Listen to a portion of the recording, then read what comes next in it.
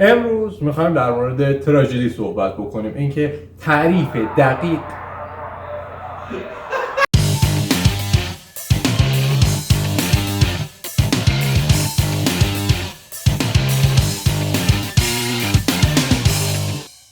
یه جایی بودم، یه تعریف فیلمی داشتم ارائه میدادم و گفتم این تراژدیه.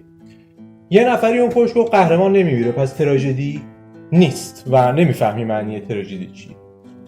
اول فکر کردم شاید خودم نفهمم واقعا و تعریفم ایراد داشته باشه، اما درست میفهمیدم. تراژدی معنی برگردان فارسیش تقریبا یه چیزی تو مایه های سوگنامه یا غمنامه.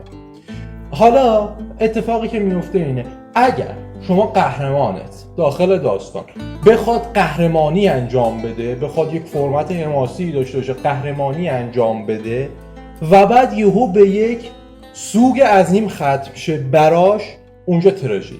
حالا این سوگ به قول اون دوستمون میتونه مرگ قهرمان باشه یا نه، ممکنه احساس سوگ در خود قهرمان باشه، هر چیزی که باعث بشه شما احساس ترحم بکنید نسبت، احساس وحشت از اون شرایط رو بکنید برای قهرمان، به اون میگن تراژدی. مثلا داستان رستم و اسفندیار رو در نظر بگیرید، اونجا رستم قهرمان ماست و اسفندیار رو میکشه، اما تراژدیه. چرا؟ چون به خاطر نفس خودش اسفندیار رو میکشه و در نهایت یه پیشبینی وجود داره که کسی که اسفندیار رو بکشه خواهد مرد، پس اینجا یه تراژدی به ما میده.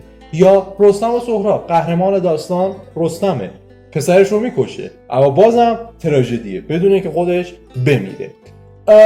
و این رو ارسطو در حقیقت اولین کسیه که تراژدی رو به این شکل معنا میکنه و هنوز که هنوزه ما با معنای ارسطویی تراژدی داریم پیش میریم. ارسطو به این احساس ترحمه، ترس از درون شرایط بودنه میگه کاتارسیس.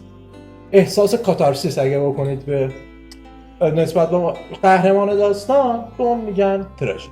همین دیگه، حرفی نیست.